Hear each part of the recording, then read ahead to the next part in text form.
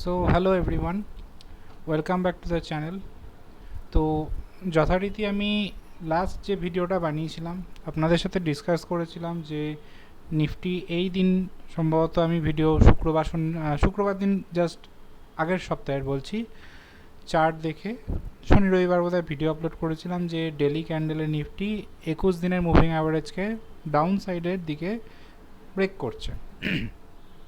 তারপর যে এটাকে তো কোনো র্যালি ধরি না, আমি এই দিন বলেই দিয়েছিলাম যে এখন একটু সেফটি মানে ডিসিশন ঠিক আসছে না, কনসার্নিং তৈরি হচ্ছে, প্লাস কোয়ার্টার রেজাল্টস ছিল, নেগেটিভ সেন্টিমেন্ট বেশি তৈরি হচ্ছে, আমি দূরে রাখতেই বলেছিলাম। এইটুকুর মধ্যে যদি কেউ ফেসে যান তাহলে কিছু করার নেই। কোয়ার্টারলি রেজাল্ট অবশ্যই ভালো না। লাস্ট লেভেলটা, হ্যাঁ, এটা একটু ওয়াচ আউট করার দরকার রয়েছে।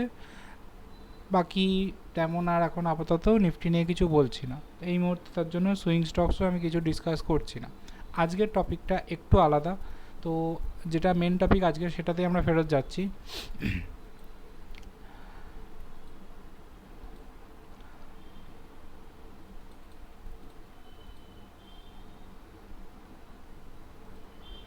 তো যথারীতি আমি বলেছিলাম যে আইপিওগুলো নিয়ে, যেটা আপকামিং আইপিওসগুলো মেনলি মেন বোর্ড যেগুলো সেগুলো নিয়ে আমি আলোচনা করব।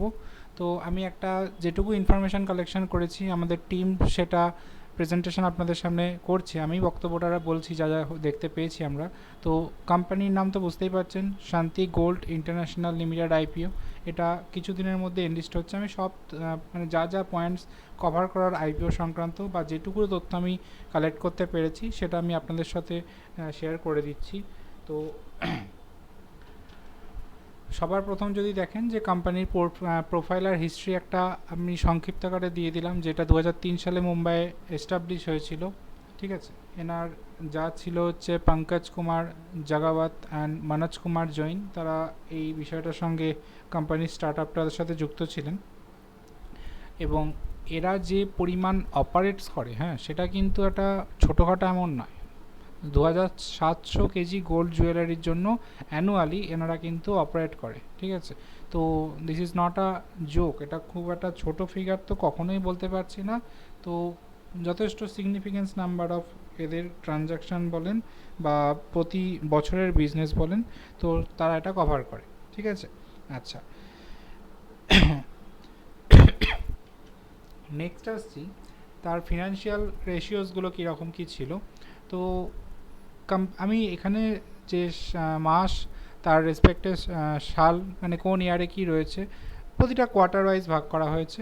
31শে মার্চ 2023, 31শে মার্চ 2022, 31শে মার্চ 2024, আর 2025-এর 31শে মার্চ অবধি আপডেট পাওয়া যায়নি। 30শে সেপ্টেম্বর 2024 অবধি যেটুকু ডেটা কালেকশন হয়েছে তাতে অ্যাসেটস কিন্তু মানে 31শে মার্চ 2024 বা যাই বলেন সিগনিফিকেন্টলি 22, 23, 24 এইভাবে রিভার্সে যখন আসছি অ্যাসেট গ্রো করেছে, তাদের রেভিনিউ ঠিক আছে। লাস্ট কোয়ার্টারটা রেভিনিউটা মানে কম্পারেটিভলি আগের তুলনায় কিছুটা কম। প্রফিট আফটার ট্যাক্সও কিন্তু লাস্ট যেটা রয়েছে যে ইনফরমেশান, আমি আবারও বলছি এটা কিন্তু পুরো কমপ্লিট ডেটা নয়, পুরো ইয়ারলি মানে 31শে মার্চ 2025 অবধি হলে বিষয়টা ফুলফিল হতো। বাকি কিন্তু এর যদি কলাম ওয়াইজ দেখেন তাহলে বিষয়গুলো কিন্তু অবশ্যই গ্রোথ স্ট্রাকচার ভালোই দেখাচ্ছে আপাতত।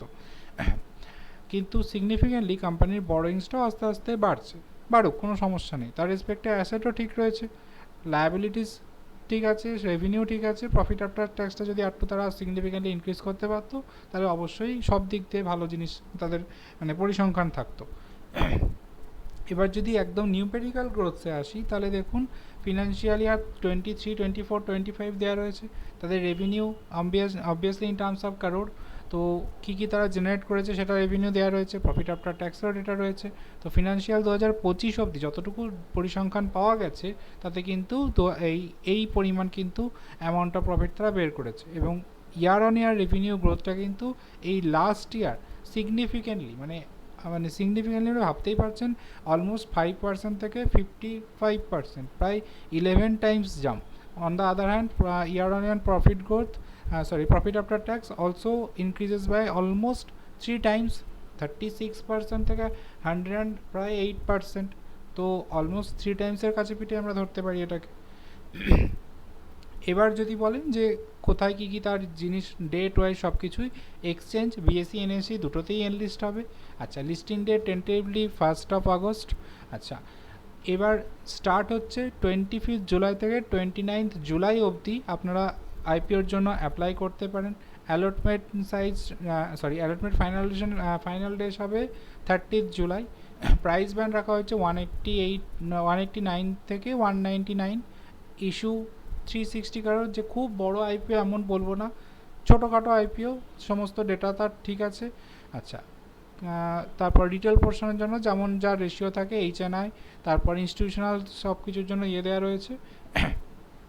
আচ্ছা, লট সাইজ মিনিমাম 75 পার লট, তাতে আপনার রাফলি 15,000 অ্যামাউন্ট লাগছে পার লট অ্যাপ্লিকেশনের জন্য। আর বললামই বিএসসি আর এনএসসিতে তারা বোথ এক্সচেঞ্জে তাদের অ্যাপ্লিকেশন সাবমিট হবে।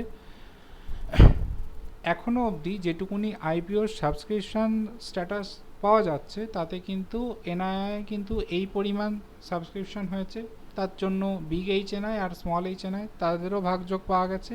রিটেল ক্যাটাগরি কম্পারেটিভলি এখনও লো আছে, এই পরিমাণ এত টাইমস কিন্তু সাবস্ক্রিপশন হয়েছে।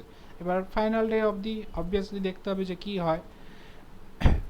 এটাও রিটেল পোর্শনগুলোকে আমরা একটু ভালো করে সাজিয়ে দিয়েছি, যে রিটেল মিনিমাম 15,000ই ধরলাম রাফলি, ম্যাক্সিমাম তারা 1,94,000 মতো। স্মল এইচএনআই ক্যাটাগরিতে তাকে অ্যাপ্লাই করতে হলে 2,09,000 টাকা মতো লাগছে, আর বিগ এইচএনআই ক্যাটাগরি গেলে তাকে 10 lakhs অ্যাভাব যেতে হচ্ছে। তো যেটুকু আমরা তথ্য পেয়েছি আইপিও সংক্রান্ত, এই শান্তি আইপিও যা পেয়েছি সেটুকু আমরা আপনাদের সাথে শেয়ার করলাম। পরবর্তী ক্ষেত্রে যে আরও আইপিওগুলো আসছে তাদের তথ্য কালেকশন করে চেষ্টা থাকবে ছোট ছোট করে ভিডিও ফরম্যাট করে আপনাদের সামনে প্রেজেন্টেশন করা। আজকের মতো এইটুকু, টেকনিক্যালি কিছু নেই। চার্টে আমি শুধু ওইটুকুই বলেছিলাম, নিফটির যা ভিউ ছিল আমি সেটাই শেয়ার করেছি। আবার নতুন কোনো মডিফিকেশান যদি দেখতে পাই নিশ্চয়ই আপনাদের সাথে সেটা ডিসকাস করে দেবো।